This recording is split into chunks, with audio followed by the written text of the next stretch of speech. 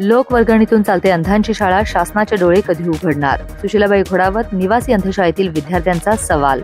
डोळे असूनही अंधाळ्यासारख्या वागणाऱ्या समाजाचं आपण काय करतो?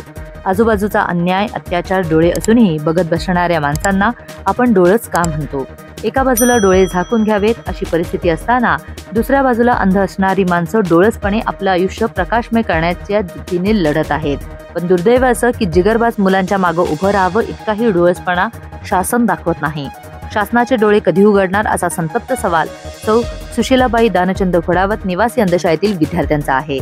अंधांचा शैक्षणिक व सर्वांगीण विकास करण्यासाठी धडपडणारी सौ सुशीलाबाई दानचंद घोडावत निवासी अंधशाळा ही विना अनुदानित शाळा A.D. देशपांडे, डॉक्टर अनिल कुलकर्णी यांच्या प्रयत्नातून 4 जानेवारी 2004 रोजी उभी राहिली आणि नॅपच्या आस्थापनेखाली चालवली गेली.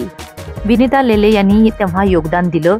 6 विद्यार्थ्यांवर सुरू झालेल्या या शाळेला आज सांगली, मिरज आणि परिसरातील 76 मुलं आज 1ली पासून 10वी पर्यंतचं शिक्षण या ठिकाणी घेत आहेत. बन्सी काका ओसवाल या ध्येयवेड्या माणसामुळे शाळा चालली आहे.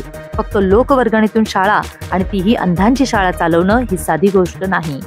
पण ओसवाल यांच्यामुळे ते शक्य होत आहे. ही शाळा पूर्णपणे मोफत चालवण्यात येत असूनही या शाळेमध्ये अंध विद्यार्थ्यांना शिकवण्यासाठी प्रशिक्षित, सेवाभावी व निष्ठावंत शिक्षक कार्यरत आहेत. मुलांचं संगोपन, पालनपोषण करायला प्रामाणिक कर्मचारी आहेत.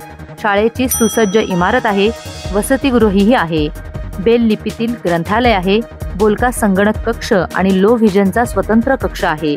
संगीत तज्ज्ञांच्या मार्गदर्शनासहित आणि सर्व वाद्यांसहित संगीताचं प्रशिक्षण तसेच बुद्धिबळाचं प्रशिक्षण या अंध मुलांना दिलं जात आहे.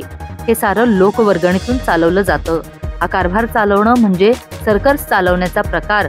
पण ओसवाल आणि त्यांचे सहकारी राहुल देशपांडे, डॉक्टर मुकुंद फाटक, डॉक्टर B.T. कुरणे, C. वसंत कुमार, महेश पटवर्धन, विष्णू तुळपुळे आणि दिवंगत सहकारी A.D. देशपांडे यांच्या सहकार्यामुळे हा डोंगर उचलला गेला आहे.